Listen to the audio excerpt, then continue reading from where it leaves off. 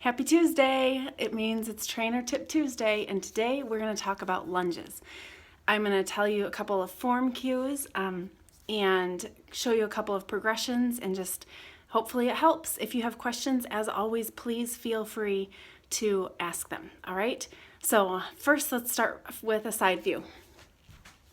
When you're in a lunge, when you're going to a lunge, I always suggest that people start standing, because you need to get the distance between your feet set before you can start moving one leg back and forth. So you might have to mess with it a little bit to figure out the distance that your feet need to be, and it has a lot to do with the length of your femur. So for me, this is about right. A lot of times you can also start on the bottom and get your feet placed and then lift up. That's about where they need to be. When you're at the bottom of your lunge, your shoulders should still be fairly stacked over your hips, your belly button pulled in tight, and this back knee, maybe, see mine is a little bit behind my hip, behind my hip. It can be in a little bit, but that puts more pressure on the quad. So if that hurts your knee, walk that foot a little bit further away. My front heel is on the floor, okay? And my knee is tracking over my ankle.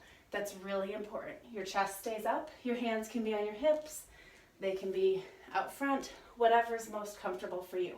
When I come up, I'm pushing through the heel of my front foot. So just like the squats, you guys, you need to make sure you're pushing through the heel, not through the ball of your foot. So let me show you what happens. If I push, a lot of times if you're forward and I'm pushing through the ball of my foot, that makes my knee track past my toe, which can be really hard on that front knee, okay? Obviously, your range of motion is going to have a lot to do with the flexibility of your hip flexor of the back leg and strength, okay? So if you can only go down so far, that's okay. Work to your best capability, all right?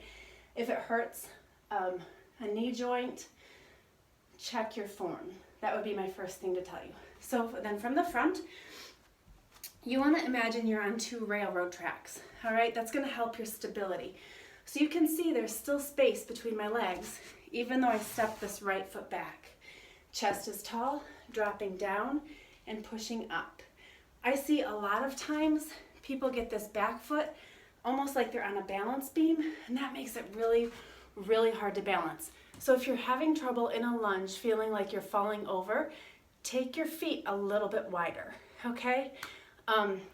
Another really common thing that I see, and this is kind of why I started with getting your feet far enough apart in the first place, is if your feet are not far enough apart, see how narrow they are? It's really hard. It's a different, so there are some people that do squats like this, and there is a purpose for a really narrow squat. It puts more work in the front leg. But unless you've been doing squats or lunges for a while, and unless you are working with somebody that tells you to do it that way, I suggest not having a narrow squat because you can hurt yourself. So keep that in mind. What else did I want to tell you about lunges? I keep saying squats. I mean lunges. I do know the difference. Let's see. Oh, I want to show you a few progressions. So we're just going to go with a regular lunge. One progression is just to pull that back leg forward. I prefer, especially if you're new to lunges, that you do a reverse lunge, meaning you step backwards instead of stepping forward. It's easier on your knees. If I step forward, let me see if I can do this in the screen. If I step forward, sometimes it's hard to gauge how far out you have to step, and you can end up like this and moving yourself forward, pushing that knee over that toe, which we all know can really cause some damage, okay? So new to lunges, reverse lunge, step back. And as you go back, think about your shoulders staying over your hips, okay? You can take that to a knee. You can take it to a squat. These are killer. And you can do a little hop to switch, or you can make it a plyometric lunge when you're ready. All right.